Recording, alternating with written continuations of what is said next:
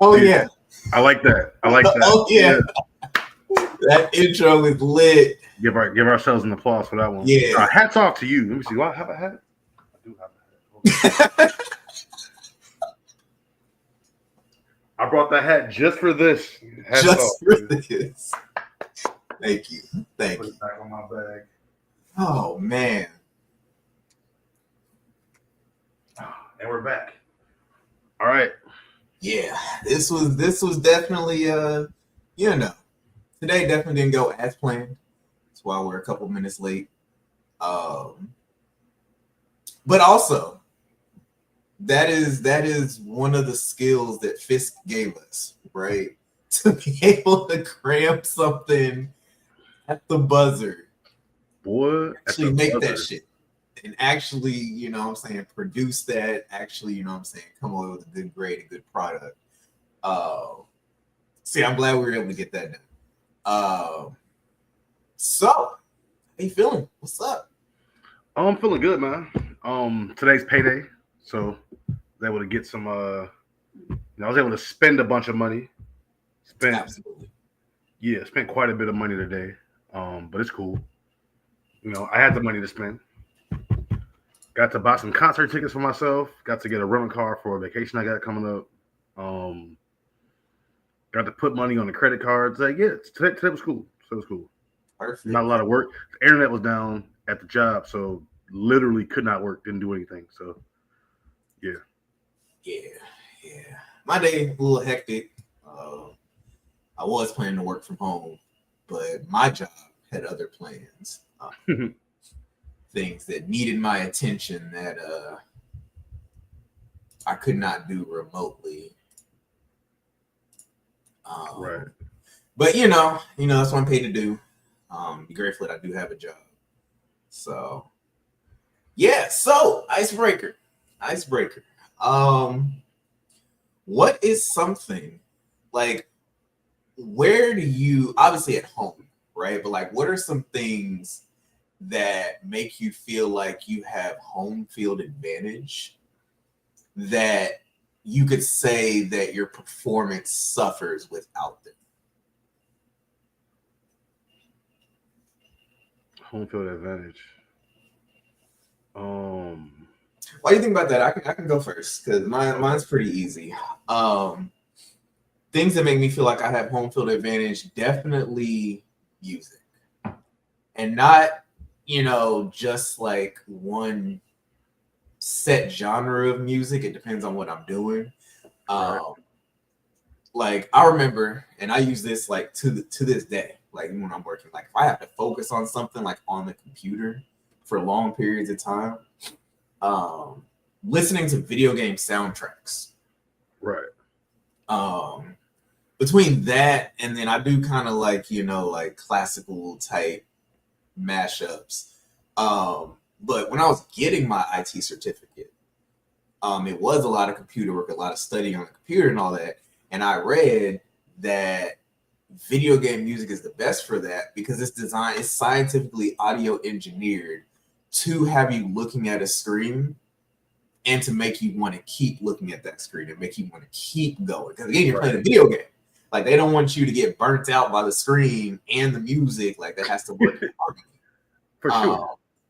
Since there was a project that I did at my job that took me the greater part of like 3 or 4 days. The entire time I was listening to nothing but instrumentals, nothing but video game music, nothing but like piano and strings and stuff. And I was able to just stay locked in and get it knocked out. Without that, my mind would have been wandering over here. I'd have been chit chatting in this person's office, So that definitely makes me feel like I have port advantage.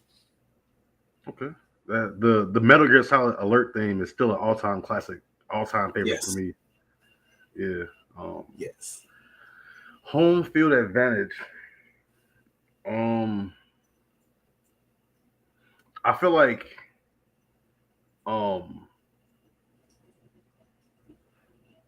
so we're talking about like me versus like task, right? We're not talking about me competing with people. We're talking about me versus a task. No, that was just mine. It could be, okay. Or is that what you're saying? No, I was asking. I was just wanting to clarify. Oh yeah, no, that was just mine. So yeah, whatever, you know what I'm saying? Like whatever way you want to take that.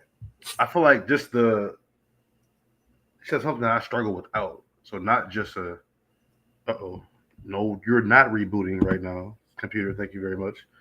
Um, home field advantage, something I struggle without. Um,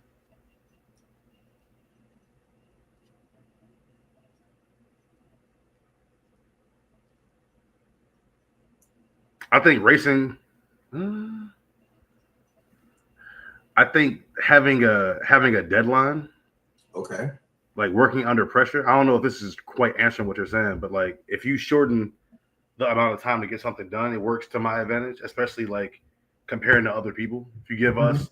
If you give us a 4 hour task and like who can get it done the fastest, or can we get the 4 hour task done in an hour and a half? That's where the lights are gonna shine the brightest. If you give me, 2 weeks to do it, it's probably gonna take me 2 weeks versus Yeah.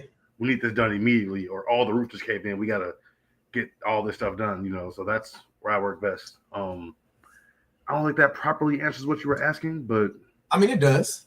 a ticking clock, I guess. Yeah, like having that pressure. Yeah, that pressure definitely helps. Yeah, actually, that answers the question a little bit better.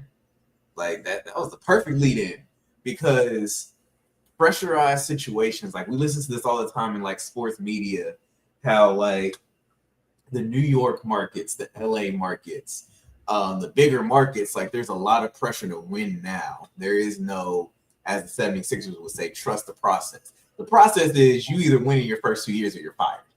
That's the process, right? So, that is the ultimate working against the clock. So, the Giants, the New York Giants, they're world beaters at home this season under At home, Jackson yeah, Dart. yeah, Knocked off the Chargers, right? Knocked off the Eagles, right? yeah. Then they go on the road down to the Big Easy. It was not easy, It was not easy because they took it easy. And the right? Saints handed them an F, right? So I'm just looking at that, right? I'm just like, wow. Like, because I know our pick 'em, we missed both of those weeks. We are like, oh, they're gonna beat up on the Saints, and then No, we're like, oh, the Eagles are gonna beat up on them both times. No. So they are definitely 2-0 versus us over the past couple of weeks. for Like, real. So going into that, Cam Scatterbo coming out game, 3 touchdowns. You know, he had a pretty good coming out party. They controlled the game pretty well behind that rushing attack. Dart still, he's a rookie quarterback, so of course he's not, just throwing the ball all around the yard. But that's not what you want your rookie quarterback to do, a Right. la Dylan Gabriel, which we'll get into because he threw the ball like 52 times, I think, and the Steelers were like, perfect. Perfect. That's exactly what we want you to do. Thank you. Uh, We've been waiting for this. exactly. So yeah, we'll get into that. But yeah, no, they had a perfect game plan. They're 2-1 at home. Yeah. So yeah, again, like you said, hats off to the Giants.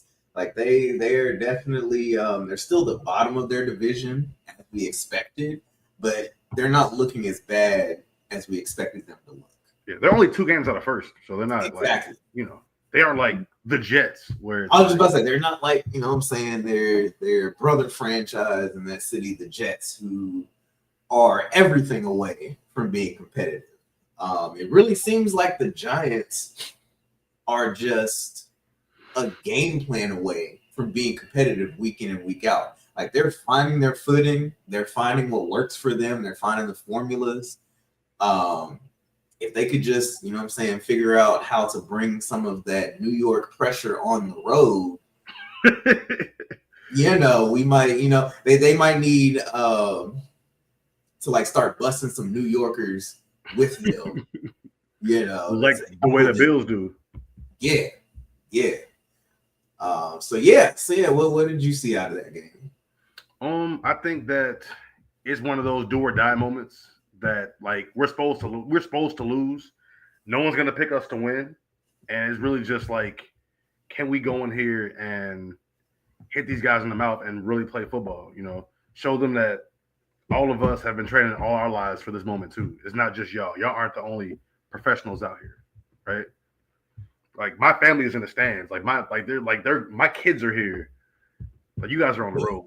Albeit Jersey isn't that far from Philly. They probably could have drove up the same day, but still, we're at home. We got to defend the home field. You can't come in here with that. Like, nah. Yeah, and it's funny. It reminds me. Was it OC Miura? Michael Strahan in the commercials with the Campbell's chunky soup from back in the day with the home cooking. That's what these Giants seem to be. Campbell's chunky soup. Mama bringing in the home cooking. So I'm real interested to see. So they're going on the road against the Broncos. Slaughter. Then they go Then they go to the Eagles. Quick turnaround, and we're about to see this whole on the road thing. They're 0-3 away. They have not won a road game yet. They're about to be on 5 soon. Oh yeah. Because then this theory is put to the test. After that, the 49ers go to New York. Now, they're not the 49ers that started the season with all the injuries and stuff, but they are still a pretty good football team. Yeah, but they also lost you got to factor in Fred Warner. Yeah. Out for the season. Yeah. Prayers up to him. And that's, that definitely a hard act to follow. Yeah. You don't just pop in, I'm Fred Warner now. No. No. Just no. Just no. Because who's their tight end? I should know this name because he's on my fantasy team. But you don't have any lines of you. The tight end for the 49ers? I'll figure it out later. But their tight end is being serviceable for the aging George Kittle.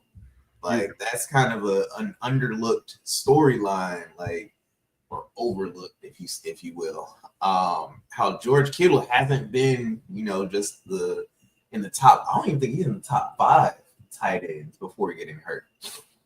And the tight end comes in and he's only played one game. Didn't he get hurt week 1? Did he? I thought he got hurt week 2. I think he might have got hurt week 1 or week 2. He got hurt pretty early. Yeah. Jake Thomas. Yep. And he's putting up some pretty decent numbers. He's carrying that position, but I don't see any of their linebackers coming in to be Warner. There's going to be a severe drop off in their run defense and the shallow middle of the field. Everybody can play inspired. Everybody can rattle off a good game, right? 10, 12 tackles, a forced fumble, but can you do that every game? Can we count on you to make 12 tackles? Right. And still do pass coverage? Can you go? Usually that answer is no. Yeah, usually nah. Usually that answer is no. So I'm real interested to see, how the Giants season, because then they go on the road at your Bears. Ooh. So I wouldn't want to have to go the way these Bears are playing. I don't want to get ahead of myself. But that game against the Commanders looked like the old Bears. Oh my God, they're about to take the ball away again. Oh my God, they had another turnover. Yeah. Actually, we can go ahead and get into that game. Let me see. So I will admit, I did not get to watch any of Monday Night Football. So I score watched. I looked at some of the stats.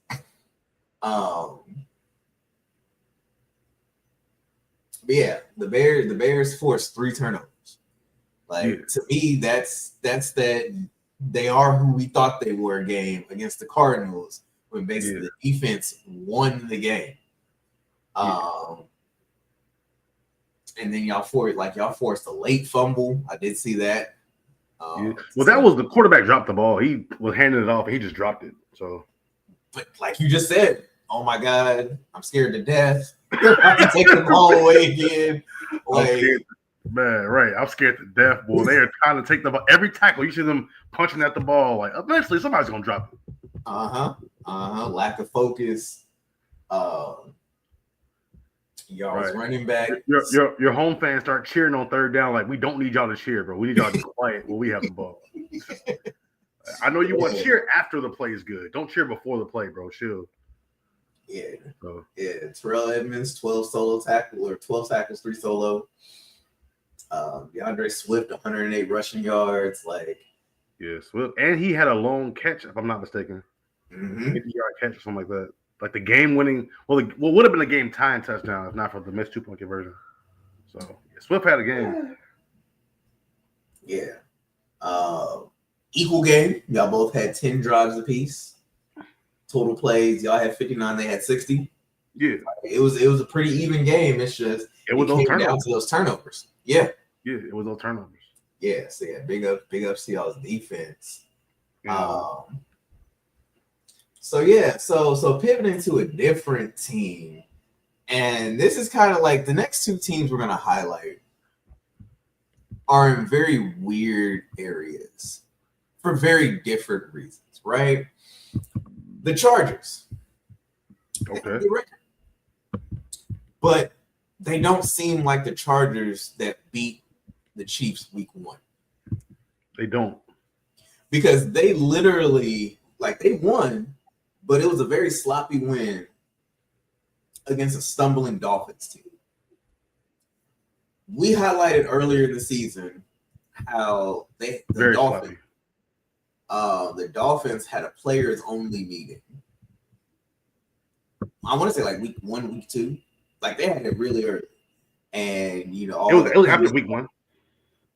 All the pundits, all the former players are like, when you start having players only meetings, your season is basically over. Well, Tua came out after this game and said that he insinuated that they've had more than one players only meeting, because he said guys are late to players only meetings, like plural. Oh no. So it's like, I don't know what the culture is down there. I don't know what's going on. And Daniel down there, he was heralded the past couple seasons as a great culture guy, but that only takes you so far when you're not winning. Yeah. That only takes you so far when you're not meeting expectations. And these past couple of seasons, they've had high expectations. Now it's like, again, you are what your record said you are. So it's looking bad for the LA Chargers trying to go down the stretch and secure, because the Chiefs are coming, and we always knew that was going to happen. Like, they started off a little rocky, but everybody knew that this wasn't just going to be a bury the Chiefs season. Like, no, they're going to come back. They're going to make it a fist fight. Kind of like boxing. There's 12 rounds in boxing. You win the first 2, but then you lose the next 10 and you lose the fight. Yeah. That's what seems like it's happened to the Chargers. Like, they win the first couple of rounds, and then they're like, oh, let's take our foot off the gas. And it's not looking good going down the stretch. Yeah. Keenan Allen was magical. Keenan Allen and Quentin Johnson, they're like, nobody could really touch them in the first couple of games. They scored a touchdown. Like, they both scored in the first 3 games. It was crazy. Mm-hmm. But yeah, it's not looking as magical. I mean, they got at least they have non-conference losses. So as far as seeding goes, they got one up on their whole division, and they got one up on Miami. Not that that's gonna matter. I mean, their schedule is not brutal. It's not gonna matter. Their schedule's not brutal. I mean, luckily they host Indianapolis, right? They're not going to Indy. Mm-hmm. They're at Tennessee. They got Pittsburgh, Jacksonville. Oh man, hold on. And they got Philly, Kansas City back to back. Yeah, man. So they got 4 or 5 tough games left, But yeah, Denver 6. They're gonna have to, man, take care of that home field. Yeah, absolutely. Speaking of the Steelers, Go ahead. The Steelers, yeah, that's gonna be the one. If they can make it past the Steelers, they should be good. Yeah. Yeah, but they lost to the. It was a homecoming game for the Giants, so can't really hold that against them. But they got smoked by Washington. Like you can't, like, come on, bro. Yeah. 17, like 10 is like okay, but 14 is like okay, but 17, 3 scores. What? Did not cover any spreads at all. Was that at home too? Yes. Oh no, you tweaking. Yeah. Lose by 17 at home. That's nah. Go ahead, pack it up. Yeah. But Yeah, this game against the Colts, this game against the Colts is a very important one. Yeah. Yeah. The Colts are definitely cruising right along. They did have that one loss, but you predicted that loss. They followed that back up with a good win against the Cardinals. Jonathan Taylor is, reestablishing himself after, I think it was hurt the past 2 seasons. I think last season was something serious, but the season before that he missed like a few games. But yeah, he is reestablishing himself as a premier back in the NFL, controlling the ball, kind of looping back to the Giants. Like, you now have Daniel Jones and Saquon on different teams doing better than they were for your team. So that's kind of, some poetic, as the kids would say. Yeah. Like, you would have thought that Daniel Jones was left for dead, right? And he said no, came in and won the starting job, which that came as a mini surprise to me. Like, I was surprised when I wasn't, right? Because Anthony Richardson is very dynamic, but when you ask him to throw the ball down the field, he kind of shies away. And then there was that controversy where he basically took himself out of the game because he was a little banged up or whatever. Wasn't he winded? He was winded. That's what it was. Yeah. Like, what? Bro, you the quarterback, bro. You not nobody. Yeah. Oh. Yeah. I think he hand the ball off if you're tired. Right. Just hand the ball off. Swing it out to the flats. Do something. But the Steelers, the flip side of this coin, like, they definitely are doing well. 4-1, first in the division. Had an early bye week. But it's like they're not really inspiring, but yet they're winning. Yeah. And winning is the only thing that matters come playoffs. And you look at their stats, right? And it's like, I always say this. The Steelers, no matter what their roster looks like, every few years, they look up and they're like, wait a minute. We are a historically great football team. Historically, we know how to play the game of football. Regardless of what the roster looks like, regardless of what last year looked like, like, we don't have to have a whole bunch of just star-studded names on our team. We know how to play the X's and O's of football. We know how to play winning football. And, they have a +7 turnover ratio. They've only lost 64 yards on sacks this year, while their opponents have lost 127. Right. They've only been in 57 third down situations as opposed to 72 for their opponents. Like, if you can stay out of third down, you're going to win a lot of football games. First down, second down, first down. First down, first down. First down, second down, first down. Like, you do that 3 or 4 times, you're at least guaranteed a field goal. At the very least. But like, you look at the rest of the stats, and it's like, if you took those, you're like, oh yeah. But total points per game, 23.8, their opponents 21.4. Total points 119, opponents 107. Total touchdowns 13 to opponents 12.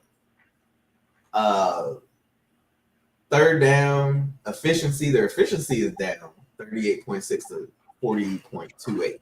Right? So like they're getting beat in other areas of the game, but none that lead to winning for the other team. So it's just a very strange. Like I said, the Chargers are an enigma because they started off really hot. Now they seem to be in a disarray. But the Steelers are an enigma because it's like they don't really have, they're losing rushing yards and attempts. So opponents have 10 more rushing attempts than them and almost 130 more yards. So the Steelers have 420 rushing yards. Their opponents have 553. Yards per attempt, 3.4 to opponents, 4.1. Rushing yards per game, 84 to opponents, 110. Like, if you looked at those stats, right, you would think, like, wait a minute, how are the Steelers winning? Like, if you just took those, you're like, no, the Steelers should be like 2-3, 2-2. Like, total offensive plays. They only have 273 offensive plays to the opponent's 344. Yeah. Like, I wonder how much of that is garbage time. Exactly. That's what I'm saying. Exactly. Like they're putting teams away early to where they don't even have to play offense. Yeah. Wild. Yeah. Yeah.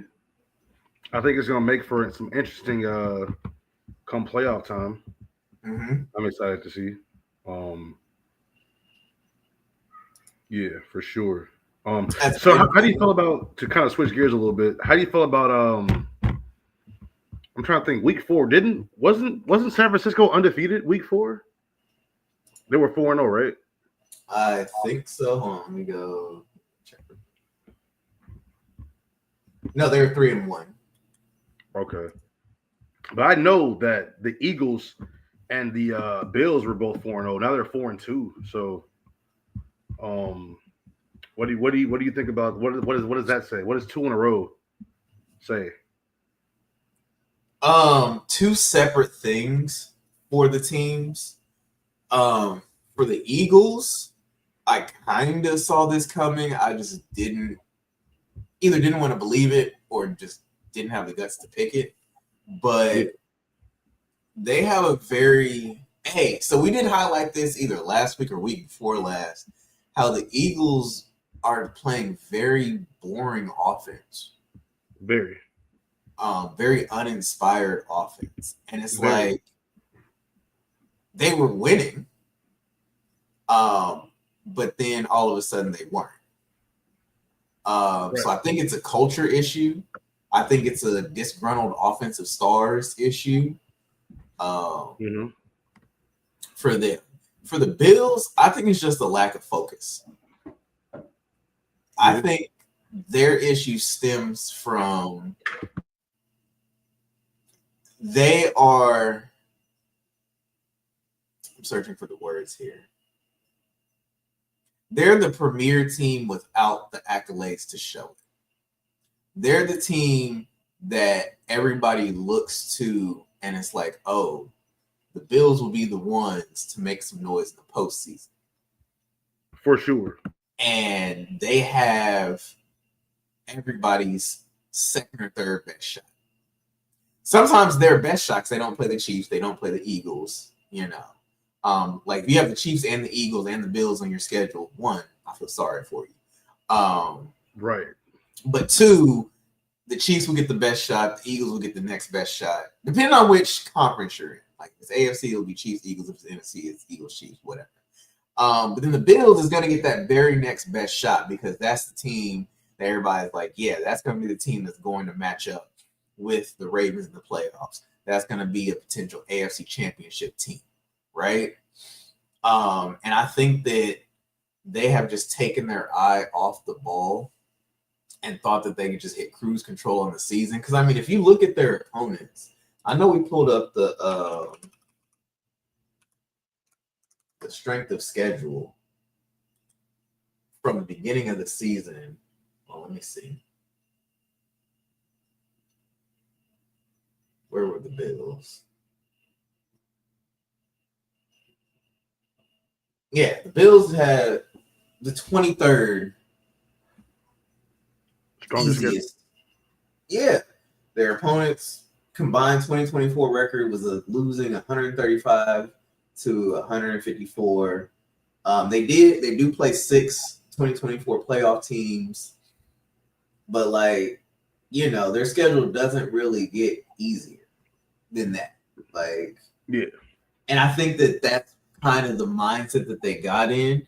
And teams, again, like you said, like, hold on, we're professionals too. We get paid for this too. Like, hold We up. want contracts too. Like, Right. like, I think. But do you honestly want to know what this looks like though? It looks like I don't want to come off as like a Josh Allen stan. I'm not. But he's running into the problem that Aaron Rodgers had, is that, and the same Lamar Jackson problem, that he's so good that when he's not playing great, like there's nobody else to step up and like help out.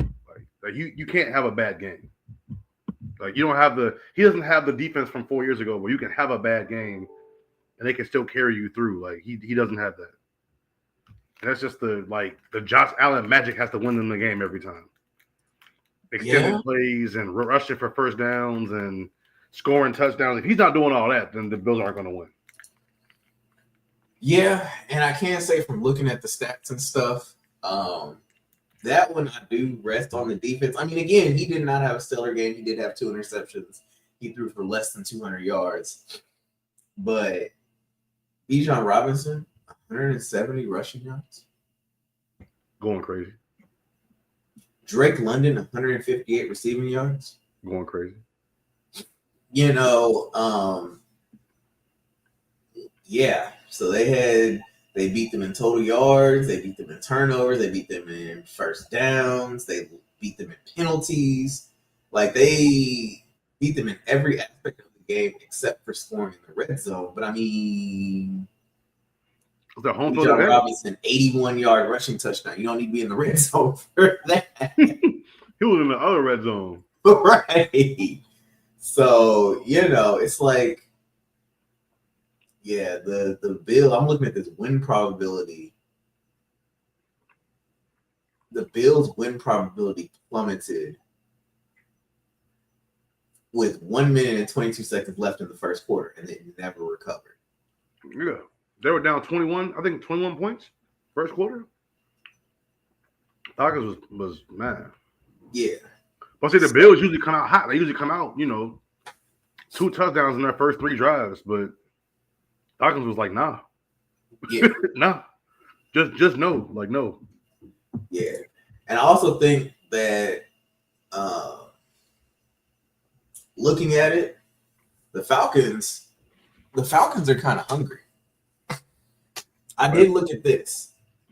They thought that they would be the second best team in the division. And right now they are. Then you look over there at Carolina, and they look like they're starting to figure some stuff out too.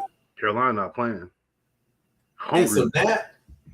So now it's not so guaranteed that Atlanta's going to be in that second spot.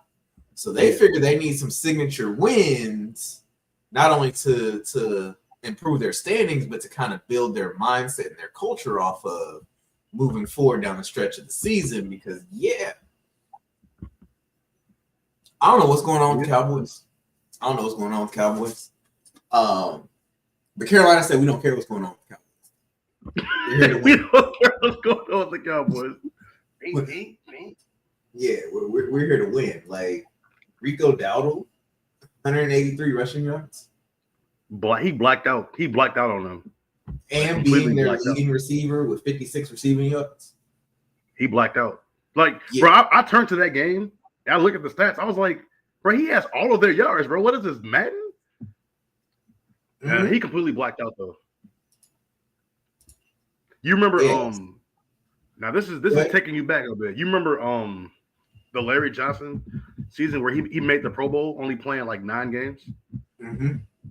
Like, that's what Rico Dowdle's doing right now. He is blacking out. Like, oh my God. Yeah. Like, can we stop him? Like, no. And the answer is no. The answer right now is no. He cannot be stopped. He said the answer is no. Yeah. So it's just like, they I don't know, they were winning before half. And then all of a sudden, here come the Panthers. Here comes the ball control. Here comes the making smart plays. Here comes the controlling possessions, right? And now all of a sudden, when the Cowboys need to make some splash plays, they don't have it. Yeah. And the Panthers had the ball like the last 6 minutes of the game or something like that. Something crazy like that. Yeah. And speaking of controlling possessions, can't say it enough. Rico Dowdle was possessed by something. Yes. Something positive. He had like 225 scrimmage yards. Like what? Yeah. Yeah. Folks trying to get that in a month. He got that in one day. In one day. Yeah, because that's just in time for spooky season. Like, just in time for spooky season, for real. Man is possessed. So, yeah, so the Panthers, they're probably going to be interesting. Huh? It's going to be interesting coming down the stretch. Yeah, because they got the Jets next. So they should be able to continue their ascension. Also, but that is set up for a trap game. It's set up for a trap game because you check out that Jet schedule. I don't know who set the Jet schedule up, but they was not nice. The Jets got some heat coming. Like it's like, oh, the Jets can get like they might not. they Steelers, Bills, Bucks, like. I'm gonna tell you what happened. The Jets bribe check bounced before the season. They tried to send a check to bribe the scheduling creators, and that check bounced. And they were like, "Oh, okay, I got something for you. Trying to scam me with a bad check? Got it." Because the Dolphins, they were all right, but then the Cowboys, Broncos, like. So they get a little bit of a reprieve because the Panthers, they're doing well, but they're not, a team to truly be scared of. And of course, my Bengals, which. Hey, I'm not gonna lie. That's the game before the bye week. Yo, it's like, bro, if we don't win before the bye week, bro, it's a wrap. Like someone's getting fired, big time. Like the GM might get fired if we don't get a win by the bye week. Tell me, I'm actually surprised that the Titans fired their coach before the Jets did.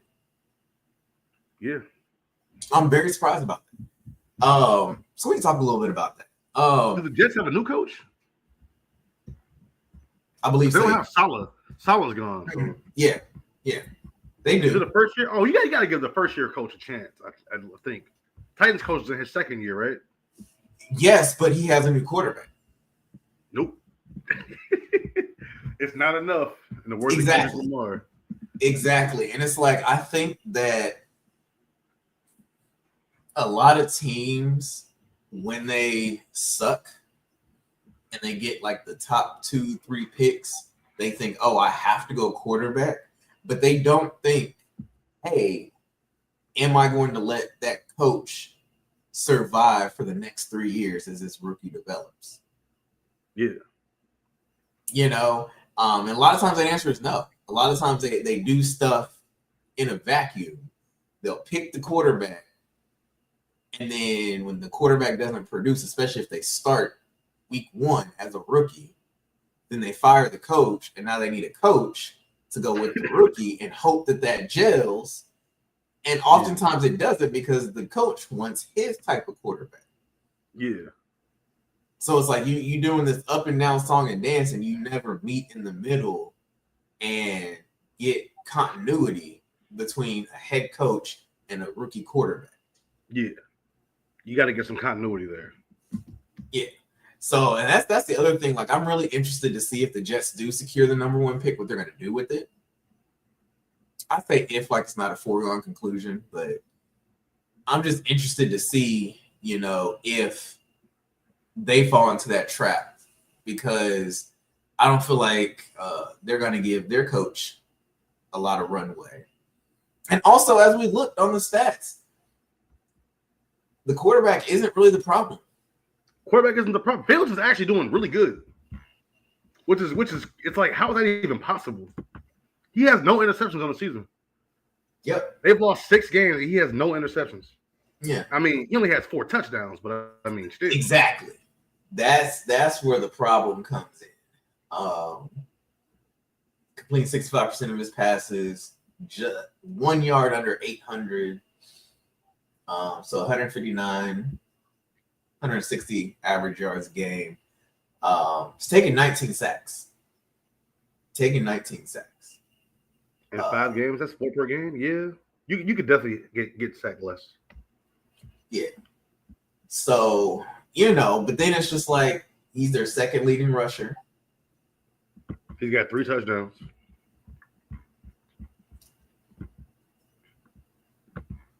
You have Garrett Wilson and then a tight end and a running back before you have your next receiver as your team's leading receiver. So it's quite obvious they need a receiver. They need help on the defensive side of the ball. So, yeah, the quarterback is not the problem. Fields is not the problem. But it's like Fields is above Mac Jones. Uh-huh. He's above Mac Jones, Bo Nix, Jackson Dart, Michael Penix, Trevor Lawrence. These guys are all in the playoffs right now. He's got a higher rate than all of them. Yeah. But also numbers do lie sometimes because the number 1 QBR is Lamar Jackson, and he had a horrible season. Yeah. Yeah. He's had a terrible season. Yeah. So on the flip side of things, we have to ask ourselves, are the Buccaneers a legit threat to make the Super Bowl? Oh, yeah. They got Chris Godwin on ice. You got Baker Mayfield playing like he's playing career mode. All these close, like he's playing like he's on TV, but he's doing it properly. Like every game is a primetime game. All their games have been primetime games so far. Yeah. You got Godwin hurt. Huh? Hopefully we can get them some more losses so they're not just like they don't end up way up there. Kind of bring them down to earth a little bit. Maybe 13 wins. Maybe not, 12, 13 wins. Something realistic. But yeah, the Bucs, yeah. Yeah, the Bucs are looking like because their only loss was to the Eagles, and it was a last second type thing. And they've won all the close games. All their games have been close. So does this make Baker Mayfield the MVP? He has been balling. Because you got to look at it. Godwin's hurt. Evans hurt. Ibuka is hurt. He got hurt this last game, and they still found a way to win. Bucky Irving is hurt. Or is he sacrificing his teammates for wins? That's not funny, but I'm dead serious. Yeah. So, their point difference was 14. That's wild. I'm going to have 5 wins. Yeah.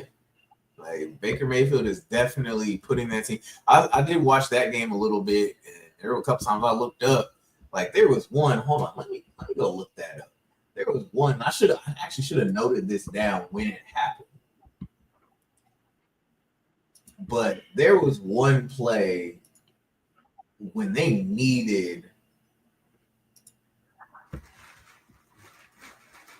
It's gonna take me too long to look it up because I don't remember when it was. Like they were like 3rd and 12, 3rd and 20, and this man ran it for 22 yards after escaping a sack in the backfield. Like I want to say it was later on in the game. Like he activated that I'm not going to lose this game, but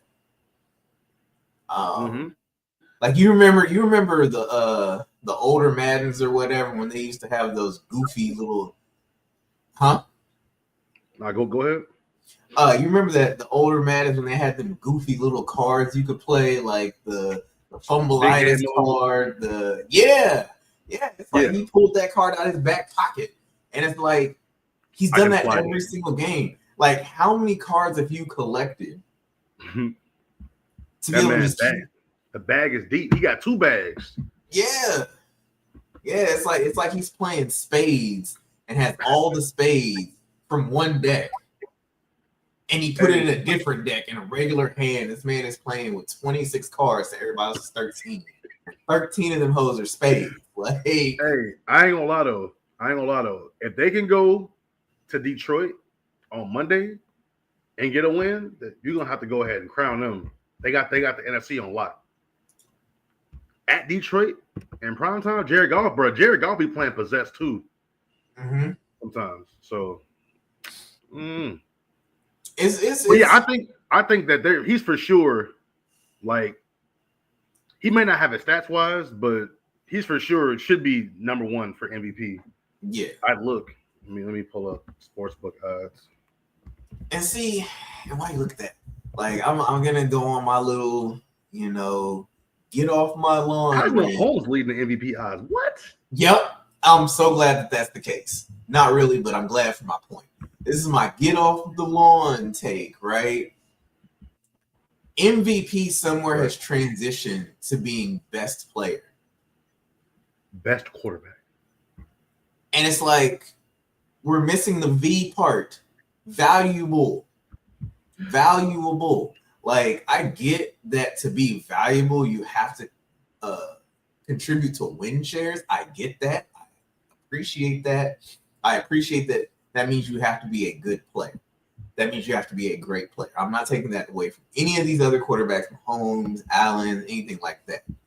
But I also think that it means you at least have to be looked at, eye test wise, as the sole reason why you were giving your team a chance to win.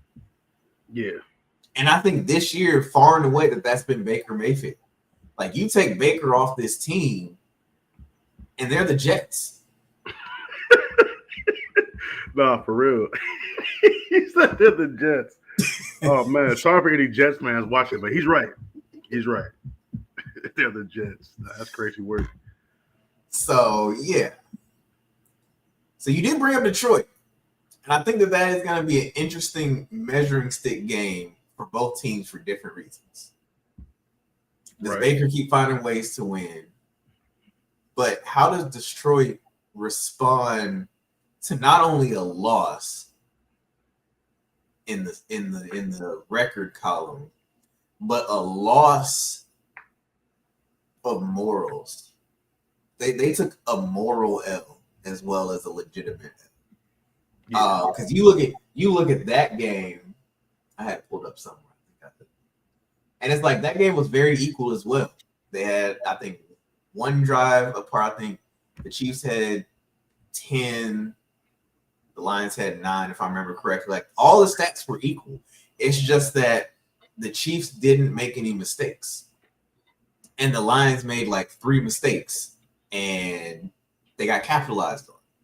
And then you have at the end of the game that scuffle that happened. Oh, yeah. And, that player is being suspended. Oh, dang. Yeah. And it's like, so you now are kind of, I don't want to say a free fall. I don't even want to say a spiral. Like a downward trend. Like you're trending downward, angled downward. Yeah. Ever so slightly. Yeah. And it's like, that could be the beginning of the spiral. That could be the beginning of the dissension. And it's like, how do you respond to that if you're Detroit? And they aren't even first in the division no more. The Packers is first because of that 3-1-1. Exactly. They went from first to 6th. That is the beginning of it. Like a slide definitely starts at the top, but it's angled downward. And it's like, that could be the very beginning of it. Like they actually need to win it. Like, I hate, this is a must-win game so early in the season, but just for morality's sake, just for morale, just for momentum. Yeah, because the Lions lost to the Packers, right? Yep. So you already lost to the Packers, and then you lost to the Chiefs. Chiefs is in the AFC. It's not really a big deal. If you lose to the Bucks at home, like, nah, you definitely can't lose that one. Yeah. So I hate this question because the media always asks it, but are the Chiefs back? Are they back to their we're about to be dominant ways? I mean, I don't think anybody should be counting them out or should have counted them out at any point. Are they back? Let's see. Look at that schedule. Because, I mean, their 3 losses are to 3 playoff teams. So, you can't just. But also, their 3 wins, well, 2 of their wins are to non-playoff teams. The Chiefs, we will see how back they are when they go to Buffalo. They got Washington, then they got at Buffalo bye week at Denver, and then they got Indianapolis. Then they got to go to Dallas. So they aren't. We can't just ordain them yet. Now, if they come out of that stretch 4-0, 4-1, then we can say they back. But I don't know. Like everybody's not going for that. Everybody's like Patrick Mahomes. Like, I don't care. Yeah. We gonna line up. We gonna buckle our straps, and we gonna defend what's ours. And they get Chiefs are Rasheed looking Rice better back. than they look. And see, the thing about it, right?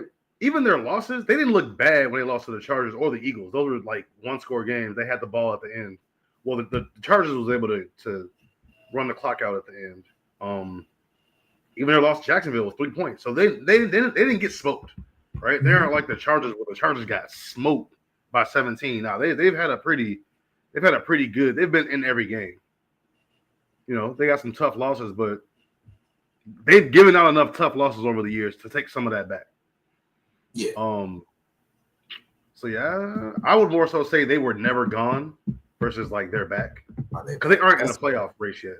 Now if they can come out, beat Denver, beat the Chargers next time, take their division lead back, then yeah. But they do get Rasheed Rice back though this week. He's back from suspension. Okay. So that should be interesting. Yeah, it's another weapon. So we'll see if the young man's been practicing on his own while under suspension, or if he's just how receivers can get sometimes. Receiver chilling, getting his feet done. Bro, you can't get a pedicure every day, bro. Like, what are they gonna do? The way that I didn't think that that's what you were gonna say, you're gonna say something else. No, my mom's sitting right here. I can't say that. I can't say that.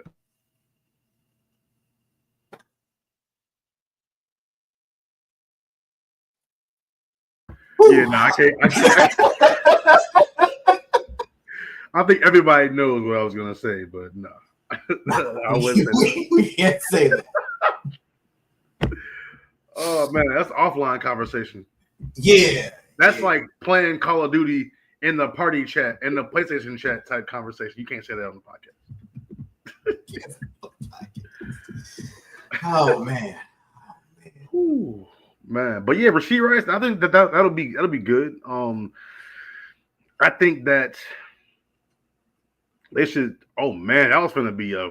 Whoo, can't say that either. Mega pause. They're gonna have to get him into the rotation gradually because the guys are playing good. You don't want to just Tyquan Thornton's been balling, Juju's been balling. You don't want to just take somebody out of their spot and put him in because I mean they're not running any 5-wide sets, but Hollywood Brown had 2 touchdowns. Xavier Worthy is the number 1 right now. You got Juju and Thornton that's been playing well. So it's like, whose spot is he supposed to take? Yeah. Yeah. And especially because this isn't like an injury thing. Yeah, you were suspended. So this is consequences of your own choices. Yeah. And we decided to do the right thing at all times to not be suspended. So yeah, that's something to kind of look out for. Because I feel like we did just thrust him right into the starting lineup. That would kind of collapse the morale. That would, cause. And Rice is a 3rd-year player or a 2nd-year player? 3rd year, because it's Worthy 2nd year. Mm-hmm. Yeah. It'll be interesting. Yeah, it'll be good to see him back. I hope he can still lock in and play ball. Absolutely. Because what he went through was man. It probably cost him a lot of money. It did. I mean, probably cost him his entire salary from last year. Yeah, and it's like I'm gonna take a minute to get on a little soapbox real quick. about that. I know we try not to really do this, but I think it would be prudent not to denigrate him for what he did. That's already been done by the media enough. But I do think that it serves as a case study and an example to other young players, and not even just players, just young people in general, that when you find success in whatever industry you're in, I get that there is the adrenaline chasing part of it. I get that there's this feeling of untouchability that we all go through, especially as young men. Around that age, we feel like, hey, we're untouchable, we're invincible, right? And to kind of like loop in to my point, like drunken driving and everything. Ooh, man. And I know how this is going to sound, but I'm going to clean it up on the back. That doesn't fly in 2025. I might have listened to a point back in like 96 when resources weren't that available. But now you have Uber. Now you have, like, you very quite literally can get on your phone and Google something, download an app, and have whatever resource you need. And like, this isn't even outside of in 5 minutes. Huh? Oh yeah, like in 5 minutes. Yeah. Like, and this is outside of what the teams can provide for you as well. Like the teams have more resources than I'm even aware of, than you're even aware of. Like, there is a person that you can call for every single situation that is there to help you through that situation in like a smart way, in like a way that does not get you or the team in trouble. So kind of like the other conversation we had, kind of different, kind of the same. We're going to revisit that conversation. Bro, you're a millionaire, bro. Like, you could call one of your homies and say, hey, I need you to drive me around. Cool. Exactly. Hey, exactly. I'm telling you right now in front of everybody, if you ever become a millionaire, you need a driver. I got you. I will be your driver. I will pull up at the function, sit in the car, and play Tetris until you get done. Drive you wherever you got to go. Like, no questions asked. I got you. Yeah. And it's like, so, little personal story to tie this point together. I remember when I first started playing high school sports, I started on JV, right? I'm like, oh, okay, it doesn't really matter, whatever. And so I remember I twisted my ankle playing street football once. And my dad was like, what are you doing? Why are you out there playing street football? What are you doing? You were on junior varsity, which is not varsity, but you're right there. You're on that track.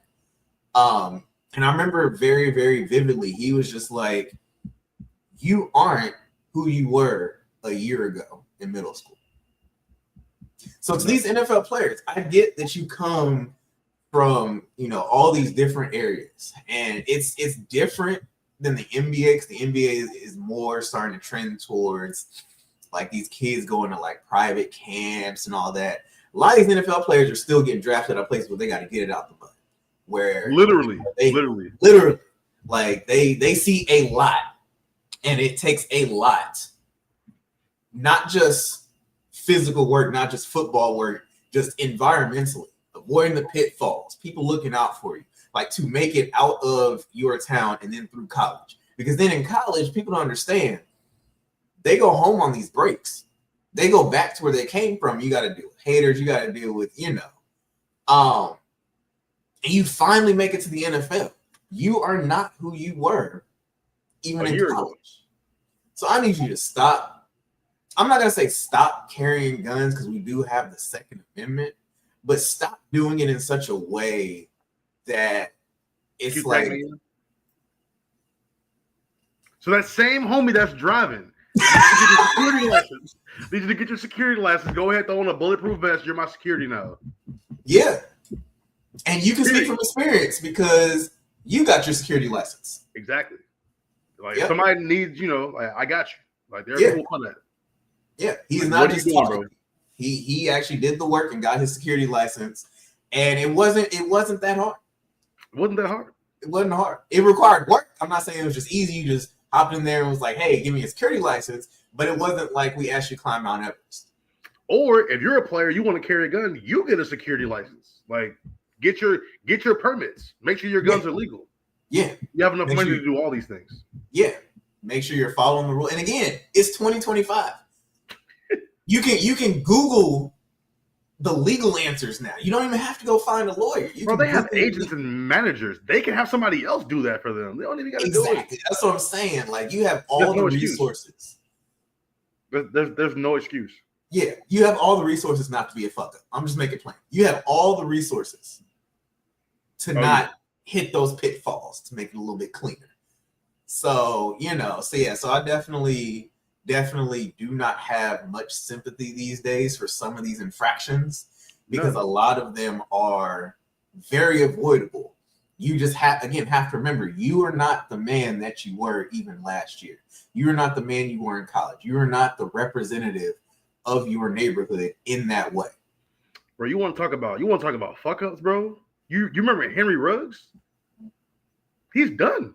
Like, you can't even play ball no more, bro. No. Yeah. Like, no, you cannot play ball no more. Your career's over. Yeah. Wasn't he a rookie? He played one season.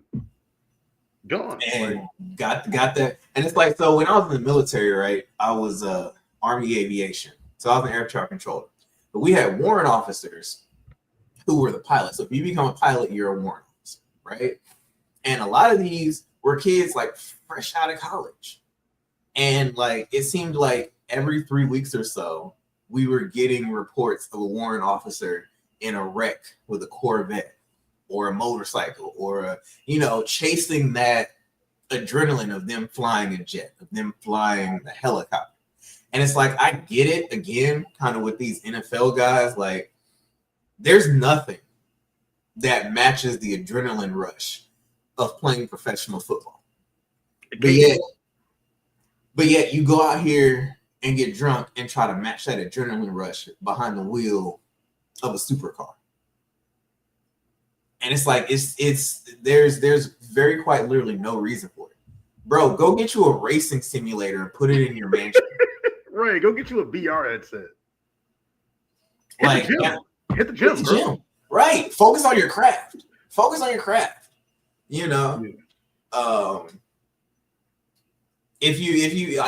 I really want everybody. I really want all these athletes to go watch the video of Kobe talking about how he worked out, talking about starting earlier, 2 hours earlier, and you can get 2 extra workouts in. 2 hours to wake up, eat, whatever, get your workout in, go home, recover, eat again, go back to working out. And you get 2 extra workouts in if you just wake up earlier. So if you fill your time with getting better at your craft, you literally don't leave any time, to really make these bad decisions. Yeah. And then even still, like, everybody gotta have fun, all work and no play, but like, you gotta work though. Like, you're in season. Like, you got for football, you got 6 months out of season.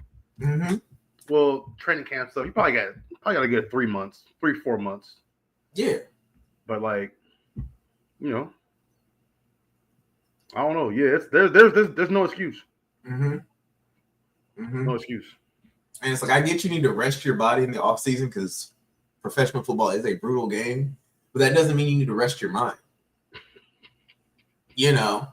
Look at some X's and O's, study your playbook, come up with new wrinkles, find new ways, especially as receivers, right? Especially as receivers, find new ways to get open, find new footwork tricks, to gain separation, because as we see, running a 4.3 doesn't really matter. Running a 4.2 as a receiver, as a running back kind of matters. As a receiver, that kind of doesn't really matter, because even if you smoke your cornerback, they're just going to start rolling the safety over the top. We're seeing a whole lot more too high shells in these past years. So it's like, you're not just running straight lines and getting away from coverage. Right. So that's you might get one of those per game, 1 or 2 of those per game. And if you're getting open like that, your quarterback is about to get hit. Yeah, I'm just about to get hit. They're gonna, even if it's late, they're gonna hit him. Yeah. If they blitz like that, they're gonna hit him. Yeah. So that's my little soapbox. I need people to stop getting in trouble with things that are very avoidable, like highly avoidable things, because you have the resources. It's 2025. Start taking accountability for yourself. Yeah. Yeah, that's valid. That's valid. You know. So looking at this playoff picture. Yeah. So right now, first question: Bucks Colts. Is that the Super Bowl that we want? No. Want? Absolutely not. Absolutely not. The Bucks maybe, but the Colts. That is that. Well, let me say that's not the Super Bowl. Even on the AFC side, that anybody predicted to have. So no, nobody wants to see the Daniel Jones led Colts. But is that the Super Bowl that we need, though? I think it would be. I think it would be.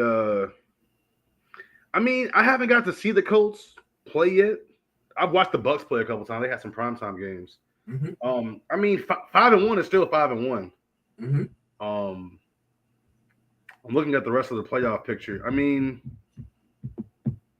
I feel like the Josh Allen is very entertaining until he's not. Fair. See, my only thing about it is I do think that that's the Super Bowl we need because we get away from this superstar-studded storyline and start talking about the game in a team aspect.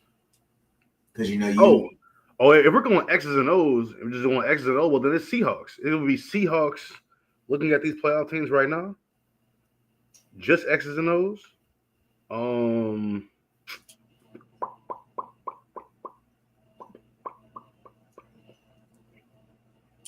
Probably Seahawks Patriots, Seahawks Jags.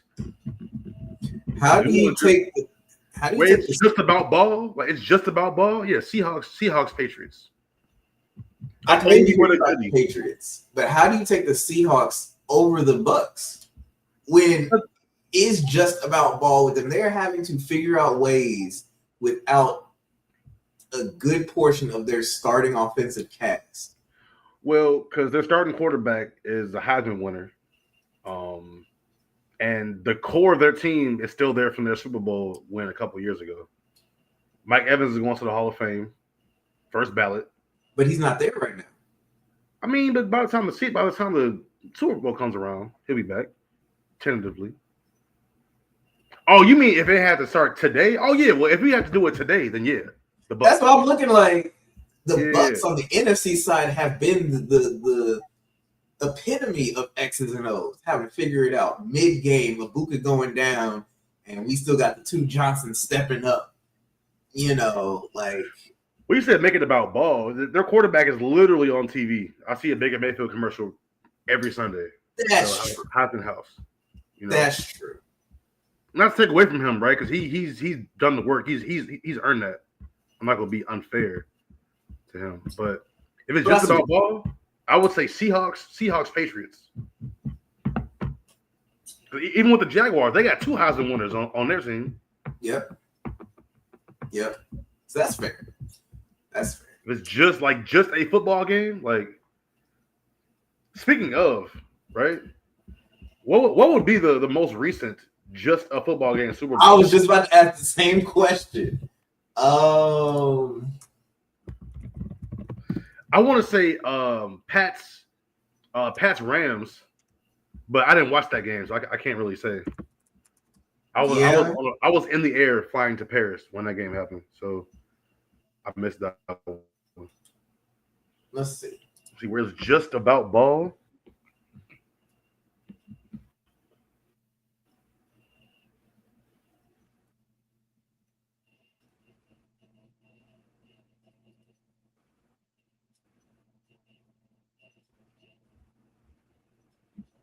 I want to say Baltimore, San Francisco. 2013. That was just about ball. I mean, of course, you got Ray Lewis, one of the do it. Mm-hmm. I was about to say that was going to be my disqualifier because honestly, that was the only reason I was rooting for them. Or Rams Bengals. Rams Bengals was just ball. Yeah. Yeah, they were just balling. It wasn't Yeah. Kansas City. It wasn't San Francisco. It wasn't New England.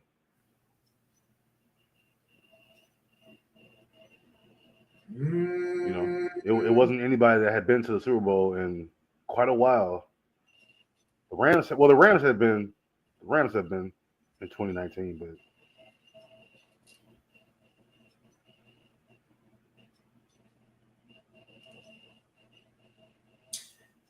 What about Packers Steelers? I ain't watch it. In I can't 2011. speak on it. I ain't watch it. I didn't watch it. I was at basic training. I ain't watch it. I can't really comment on that. I won't even watch highlights from that game. Like, no, I didn't see it. I didn't see it.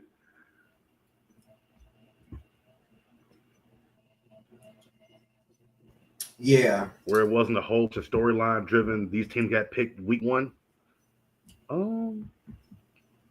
Yeah, Rams, Bengals.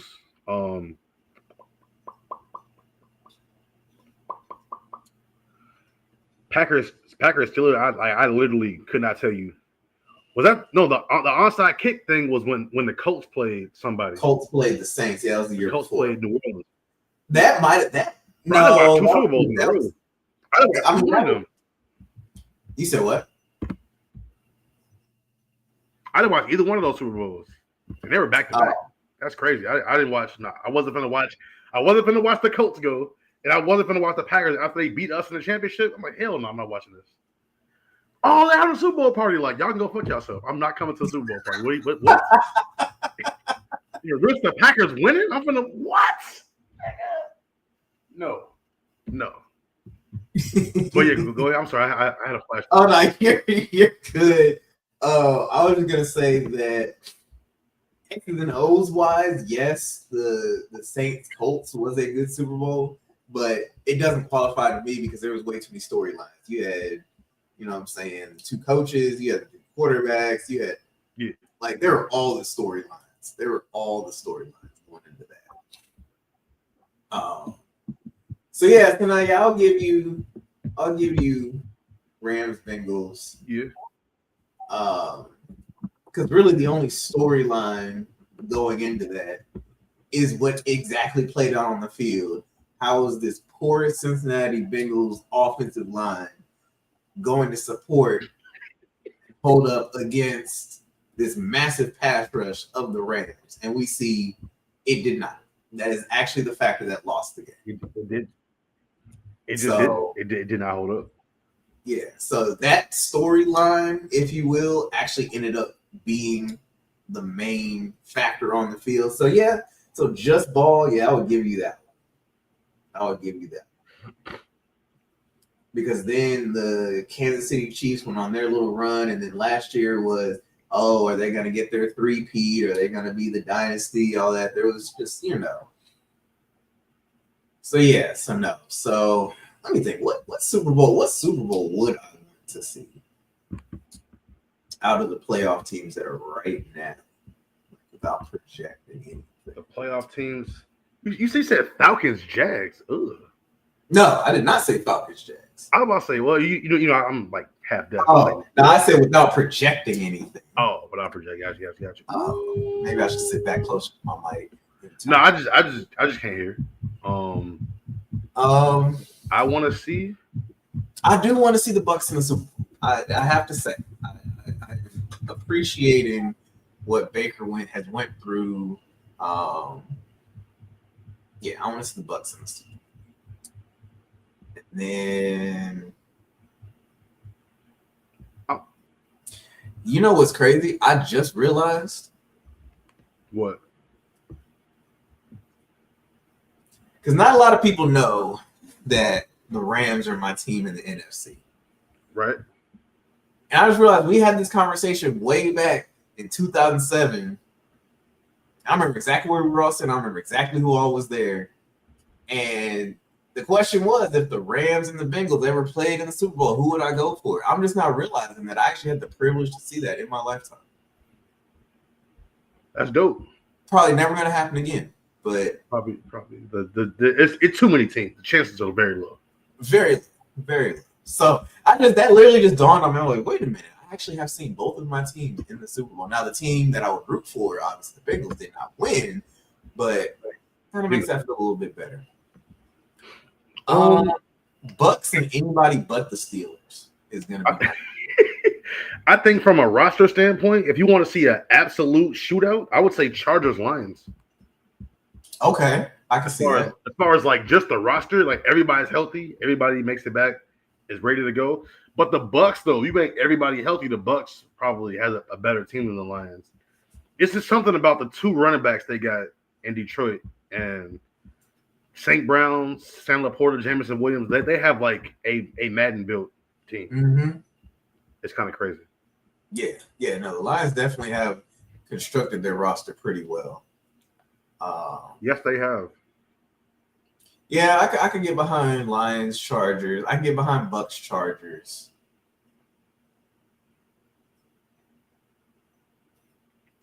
I can even get behind Bucks, Bills. Mm-hmm.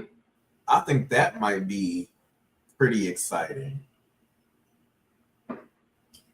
Where is the Super Bowl this year? Levi Stadium. In LA? Ooh. Why? And then it's going to SoFi Stadium the year after that. Wait. Where's Levi Stadium? That's in San Francisco. My bad. Yeah. I was thinking SoFi. No, I'm saying SoFi is next. Is in 2027. Like, if it's Levi Stadium, well, then the Super Bowl I want to see. Let me see. Let me pull this back up. You got to go 49ers Chargers. The Cali Bowl. Cali Bowl. That'd be wild. That'd be wild work. Just to see San Francisco lose again. You know they've lost more Super Bowls than a little bit. And actually, I wouldn't want to see that. For the simple fact, no, it's not bad. I'm saying for the simple fact, in 2027 we're going to SoFi Stadium. I want to see the Chargers Rams play. Ooh, man! That's what I'm going to the be battle for LA for real. Yeah. No, it would be dope if the 49ers made it this year, playing their own stadium. Completely unfair advantage. Completely unfair. Completely unfair. The NFL might have to step in and make some rules to like give the other team's fans a chance. You know that happened 2 years in a row. The Bucks played in Tampa and they smoked the Chiefs, and then the Rams beat the Bengals in LA. That was back-to-back years. Mm-hmm. Quarterback first year with the team, back-to-back years, Super Bowl. Damn. That's a great observation. Yeah. Wonderful observation. Well, shit. By that measure, you'd have to say that the Colts got the best chance because they had a new quarterback. Yeah. They're the only ones in the AFC Steelers got a new quarterback too, but nobody wants to see them go. Their fans are insufferable. Yeah. So, I see the other question on here. Worst Super Bowl matchup out of these playoff teams? Are we talking like worse in terms of storyline or worse in terms of like production on the field? Like, what would be the worst game? Just the worst football game? I don't know, because I want to lean and say Patriots Seahawks, but I said that would be the best one because it's just about football. So I don't know. Oh, the worst game up here will probably be Packers Jags. That's exactly what I'm thinking. I'm like, there's only one right answer. Packers Jags, yeah. The Jags, I don't know how they did it, what they got going on, but they're not gonna bust a grape in the playoffs. Yeah. No matter who they play against. I don't see it. Yeah, it was so funny. I'm looking at the team, I'm like, worst. I'm like, which two teams are the most fraudulent on here? The imposter. You know, like the old Scooby-Doo cartoon, they pull the mask off. It's Mr. Jenkins. Like, yeah. That's the Jags. Like, no. No. Yeah. It's like, hey, what we just said a couple weeks ago, the imposter team in this picture was the Vikings, and look at where they are now. not a the prediction. imposter. Imposter. I was like, for sure the Vikings are imposters. Like, I For don't sure. like that. They like nah. JJ McCarthy had the game of his life against the Bears. Like, okay, whatever. But no, they're imposters. And right now they're in ninth place, but still, yeah. And they Have got you to go ever against Philly. played? What is that? What is that game? Oh my God! What is that game with the imposter and the little colored? I think it's called Among Us. Among Us. Yeah, like if this was NFL Among Us, like The Jaguars definitely the Jaguars on Don't both just- sides. Like, wait a minute. Yeah. So, what you looking forward to this week? I am looking forward to You want to start at the top? I think Rams at Jaguars. You have a perfect chance. The Jaguars play in Wembley every year, so that's their second home stadium. I want to see, can they hold it down against the Rams? The Rams don't have Puka, so like it's a game you're supposed to win, right? You guys are at home, right? It's a home game, but also y'all are at home. Mm-hmm. See what you did there, right? So I want to see, can they really take care of business against a limping Rams team? You got Kyron Williams, who's probably never going to live down that fumble at the goal line. And without Puka, it's like, what do you think about that game? I look to the Jags to take a stumble again. Could that be a Full imposter mode. Don't ask me how it's gonna happen. I just feel that the Rams I just feel like the Rams are needing to right the ship, and this is the game to do it. This is kind of a get right game. Yeah. I don't know how it's gonna happen, but they're going to lose. Yeah. Let me look at and they have LA as the favorites by 3.5. So on Which is wild without Puka. Yeah. So on a neutral site, they're saying it's a half-point game.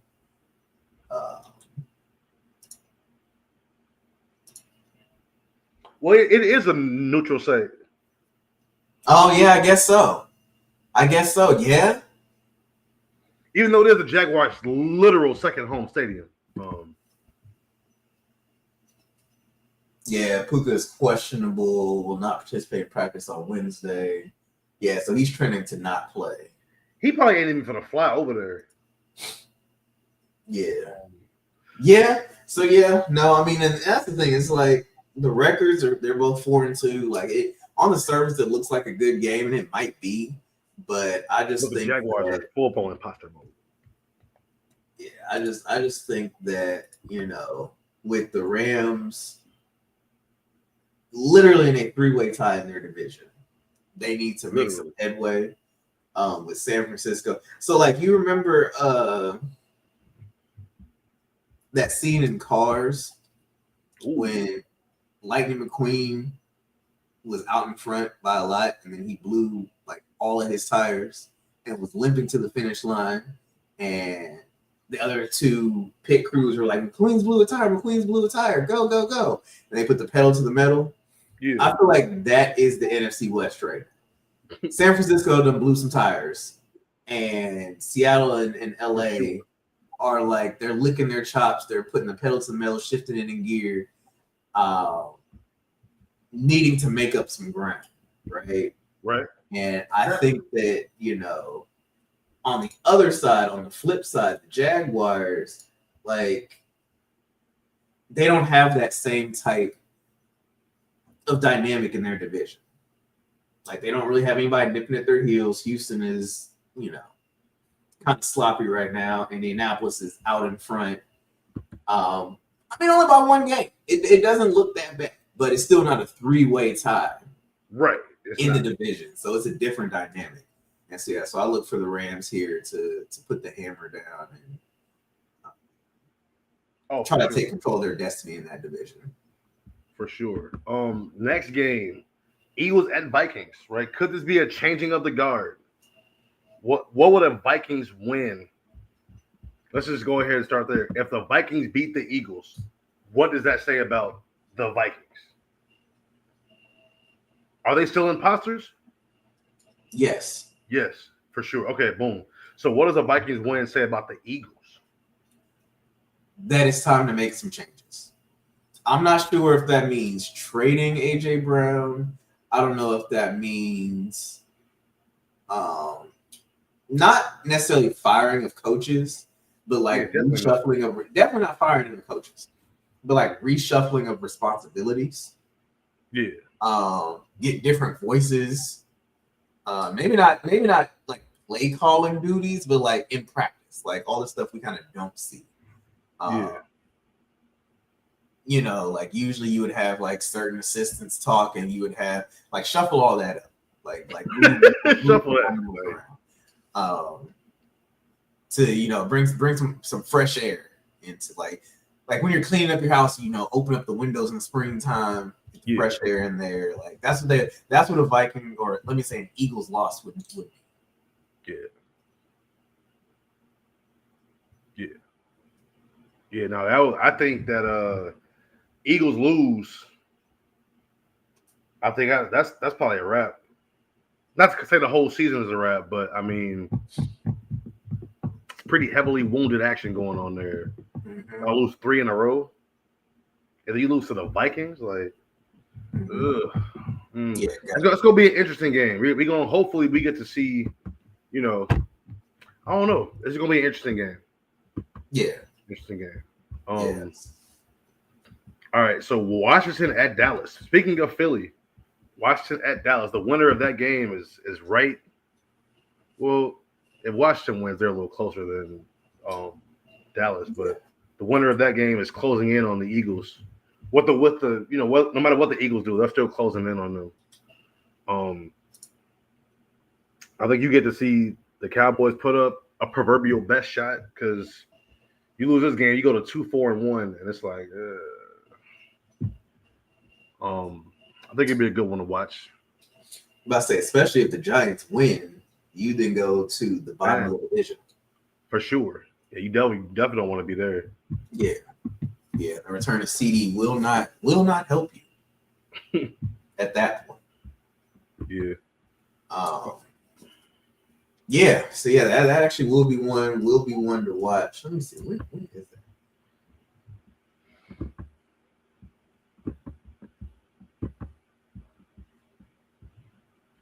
Saving the best for last, obviously. Oh, so it's just an afternoon game at Dallas. Yeah. I definitely look for, and they're both coming off of tough losses too. Mm-hmm. Washington is favored by 1.5. That means if you bet on that game, you a serious gambler. You taking a spread on a game like that? Yeah. Over under is 55.5. Showtime. That's what they say is gonna happen. Let me see. Who's injured for the Commanders? Debo's questionable. McLaurin is questionable. McLaurin's trending towards playing. Debo's not. I don't know. I look for the Cowboys to win this one. Okay. I think just without 2 receiving threats on the other side. Let's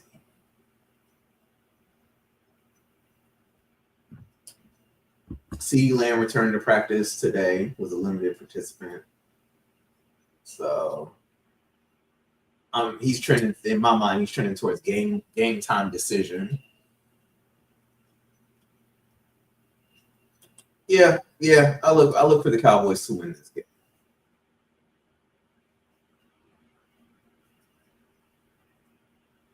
Okay. If we could move those chains real quick. Atlanta at San Francisco. Right? And the question, which one is the imposter? Atlanta's not in a playoff spot, but they're right outside a playoff spot. And San Francisco, like you said, is they got an oil leak. They blew a tire with and the doors hanging off. Mm-hmm.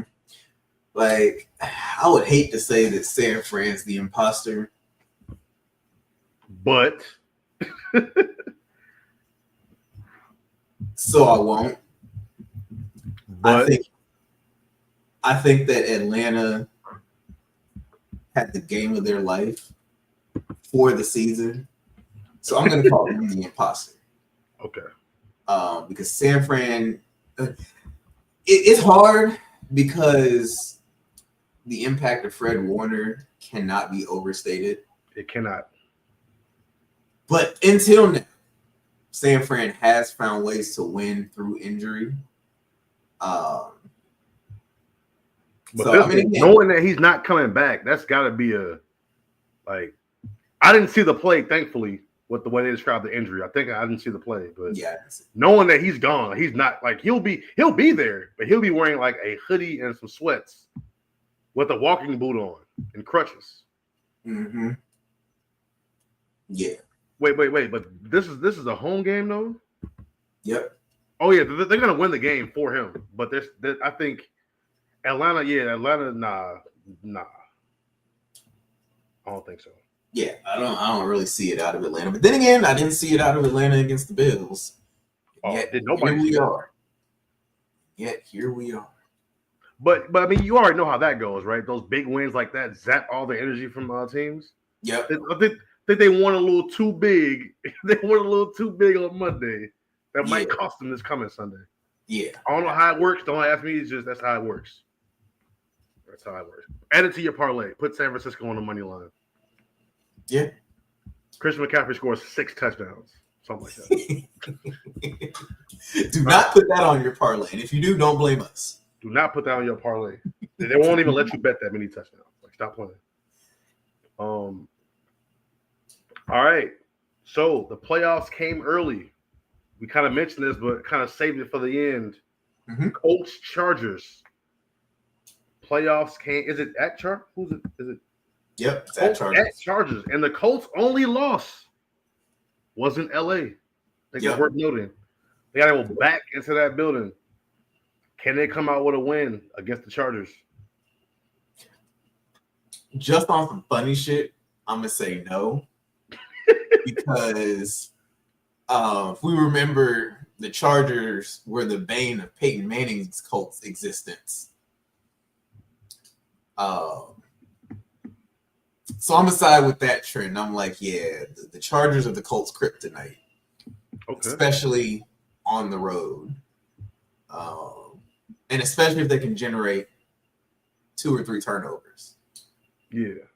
I think if they can stop Taylor be, man, I don't know. It's some guys that's like, if you're not careful, he'll make y'all look crazy. Like, he'll make them think, like, do we need to fire somebody out here? Like, Taylor will have that 3, for real, that 150-yard 3-touchdown game. Like, if you turn your head, like, he's gone. Mm-hmm. He's in the end zone already. So I think if they can stop Taylor, I think they're in good shape. That'll be up to Derwin James.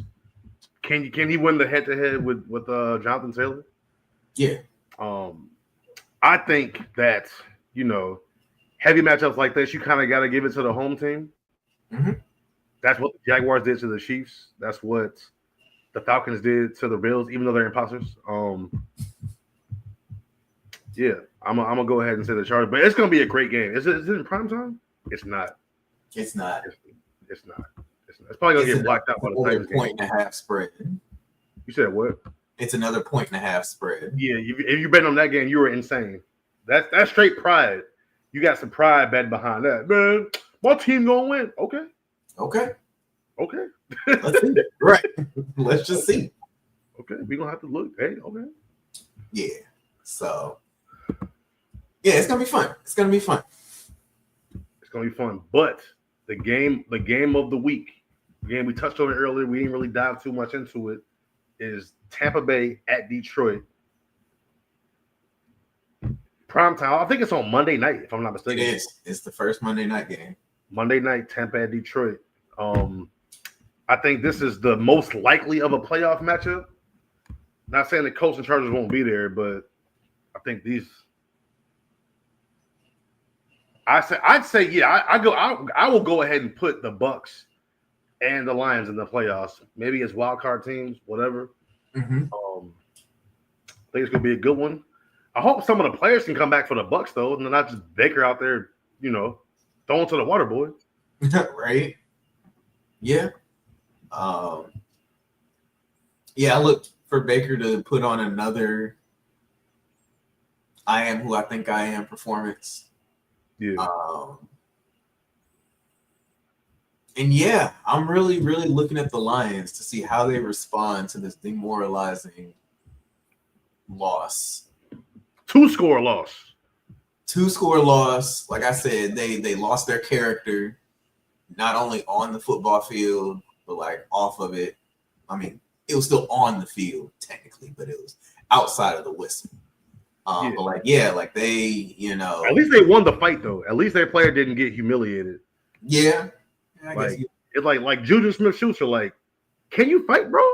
Because they didn't like you could fight. You couldn't rumble or nothing. He threw you down twice. Like, he's good at TikTok dances. So yeah. I do not believe in Juju Smith-Schuster as a fighter.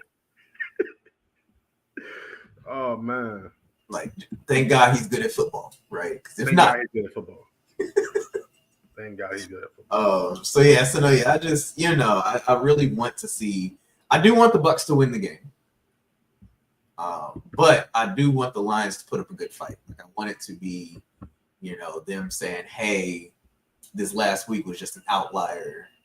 We're still, a contender. We're still a force to be reckoned with." Yeah. It's a must win. If for a team to be, they've dropped to a wild card spot. This loss can put them out the playoffs. Honestly, depending on what Chicago, Minnesota do, Atlanta, even though they're imposters, depending on what they do, like them dropping to 4-3 is gonna put them out the playoffs. Yeah, because everybody right now. So everybody's 4-2 right now. Yeah, and then it's 3-2 teams right there in the NFC. Mm-hmm. So like statistically, I don't think it's even possible. Well, I mean, it's possible. I don't think any of them play each other.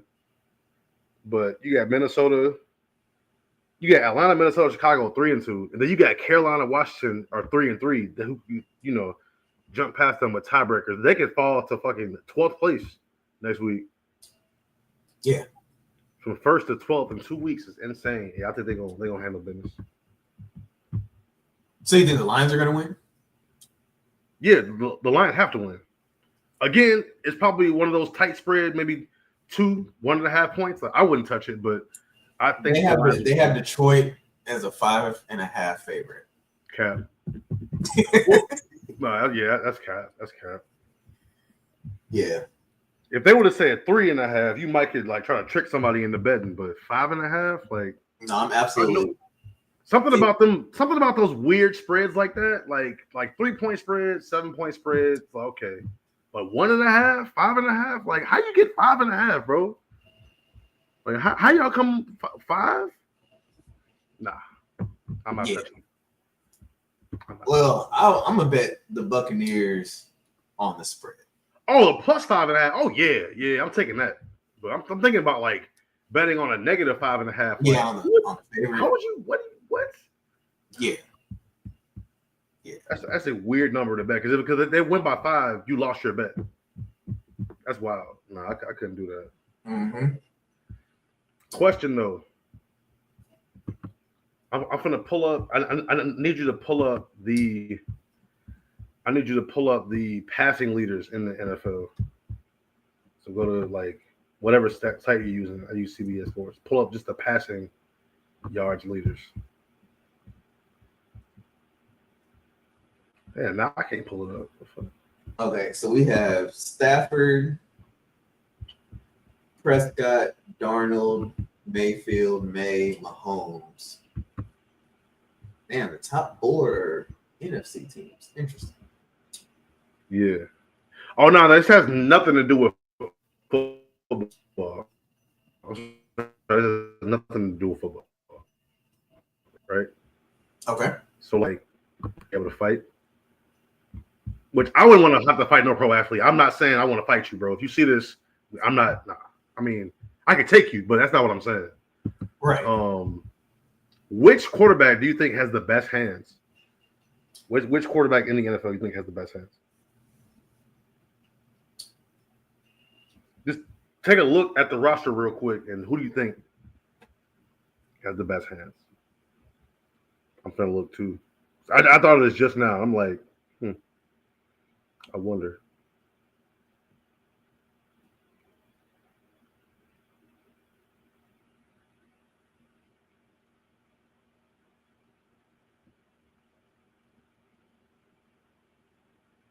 I'm stuck. Hold on. I think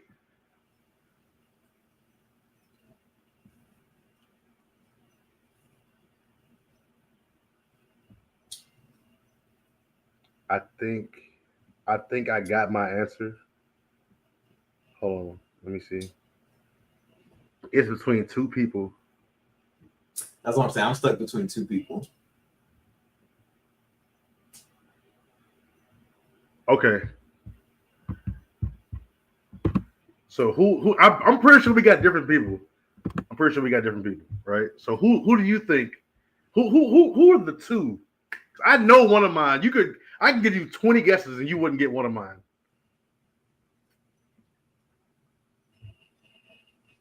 So I'm trying to guess yours. Yeah. No. I'm saying who are your two? Oh. I know you can't guess, bruh. Hold on. I will write this name down. I'll give you 20 guesses. You wouldn't guess mine. We can do that if you want, but okay. Here, but yeah, let me pick one first. Like I said, I'm down to two. Yeah, I'm gonna keep mine at two. I think I'm gonna keep mine at two. But one of them, I'll give you 20, literally 20 guesses, and you will not get it. Not like 20 questions where you get to narrow it down. Yeah, no. We're not doing that.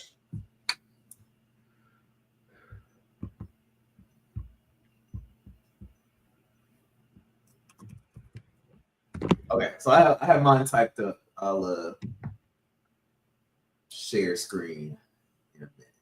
Okay, so Is this you trying to guess mine? yeah. Okay. I'm gonna text it to you. Just don't look at your phone. All right, I just turned it over.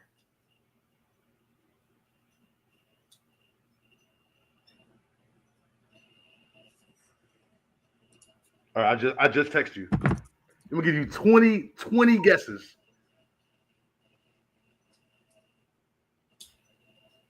Jordan Love. Nope. I knew that wasn't it. I absolutely knew that. That was a troll. Get that one out the way, right? You don't want that to be guess number 20. Is it Jordan Love? No. No, that was a troll vote.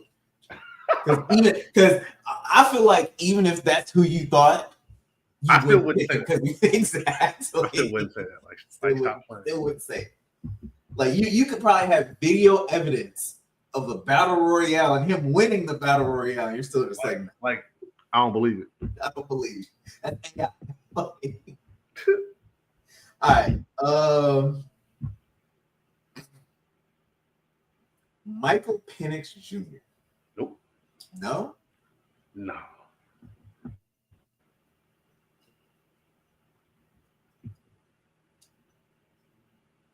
And 20 is such an arbitrary number. You might get it in like 15 or 16, but you're not gonna guess this. Jared Goff. No. Spencer Rattler. No. Now you go with the obtuse votes. He said, "Who is he not picking?"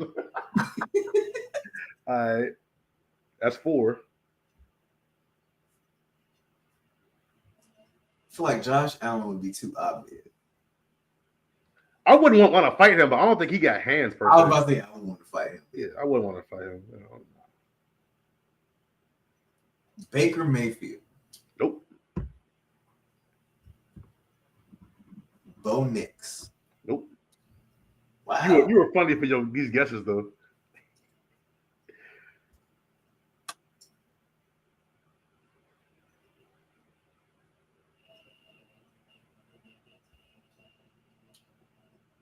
Cam Ward.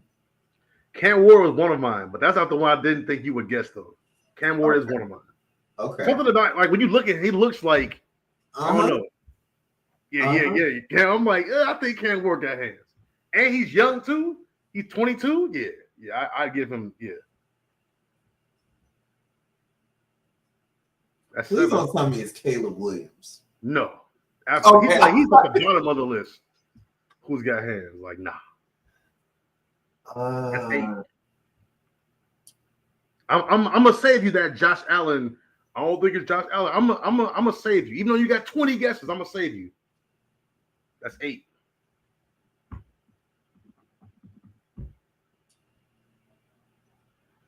Trevor Lawrence. No. Okay. He said, "Please." Their nose is too big of a target. Like, bro, you're gonna get punched in your shit. That man has the biggest nose in the NFL.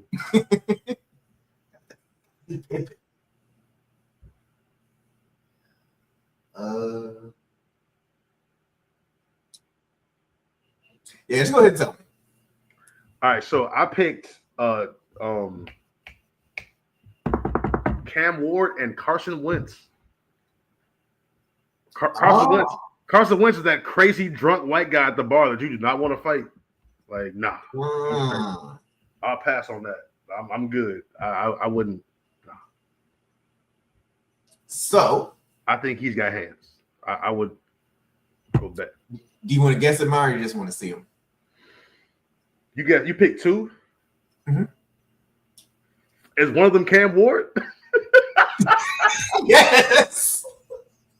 Yeah. It's something he just like he got that look like right. He probably had a fight today, like right. Let me see. I gotta think about who I thought. Mm-hmm. I was like, a couple of them got rolled out immediately. Like, nope. I put Baker Mayfield in the wouldn't want to fight category, but I don't know my hands.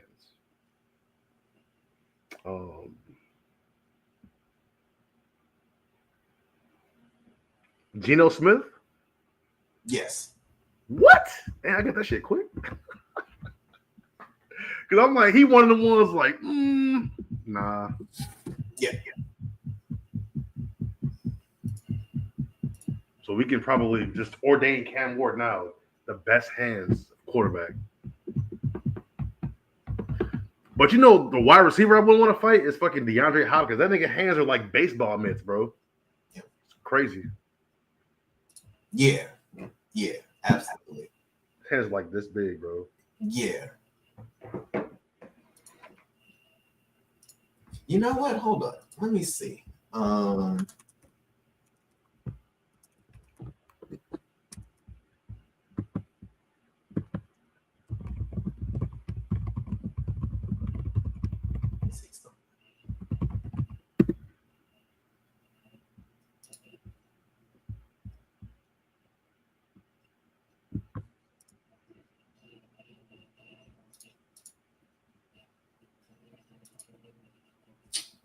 Ooh.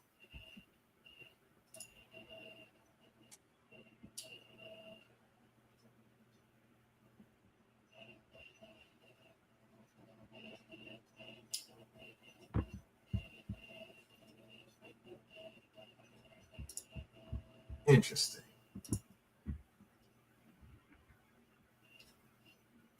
So I'm gonna have an interactive segment for next podcast. Okay. It's gonna be. Or actually, no. Hold on. I think I can make that right now.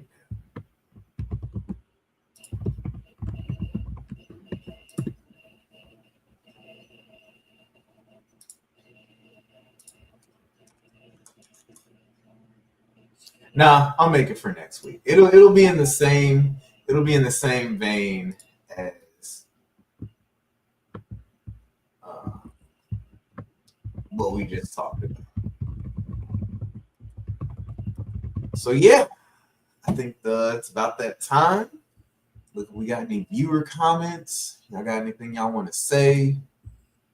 Anything y'all want to ask? Doesn't really look like it.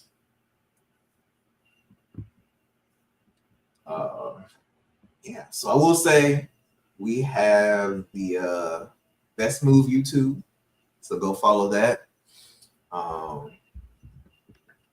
We have the Best Move Facebook, which I will work this week to host the videos as well. I haven't put them up there just yet, but let me.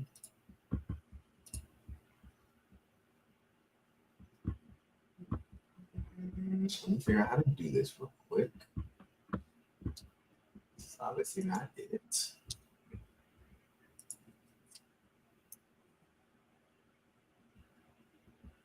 Oh, I know how to do it.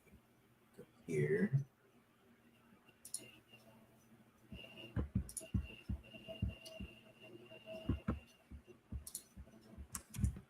So I'm gonna throw it in the chat. Oh, you said what? I'm throwing the Best Move URL in the chat. Okay. So you remember the kicker David Akers? Yes. He has a black belt in Shaolin Kenpo Karate as well. Would not want to fight him at all. Yeah, anybody that's a black belt is like, nah, we gonna have to talk this out, bro. Right. But that's the good thing about those that have black belts. Usually they want to talk. Usually they don't want to fuck you up. They don't want to fuck you up. They do not want to fuck Officer, you up. I told him to chill out, bro. I did multiple times. I even offered, I even said, yes, I am a bitch, to try to placate this man, and he still wanted to fight. So, but after I knocked him out, I had to fold my jacket up, put it under his head, make sure he didn't, yeah. So, yeah, you guys that will watch this later, video on demand, again, you can find it on the Best Move Facebook page. You can find it on the YouTube page. I think it'll still be on GM Hustle's Twitch for a little bit as a video on demand. Make sure you're here on time next week. We debuted a new intro, and if I have it my way, we'll be debuting a new outro next week. Mm-hmm. So stay tuned for that. Actually, as a bonus, I am going to set our intro as our outro, so y'all can watch it again. But yeah, guys, have a great week. Enjoy this week of football. We have Steelers Bengals on Thursday. Not looking forward to watching my team get beat in prime time. Right. It's the old bowl, right? You got Flacco and Rodgers. 81 years. 81 years between the two quarterbacks. A lot of wisdom. A lot of wisdom. A lot of gray hairs. A lot of gray hairs. A lot of gray hairs. A lot of icy hot after the game. Ben Gay. Ben Gay, right. A lot of... Oh, man. Yeah. So, well, we're going to go ahead and get out of here. All right. Enjoy the outro video, and we will see you guys next week. All right.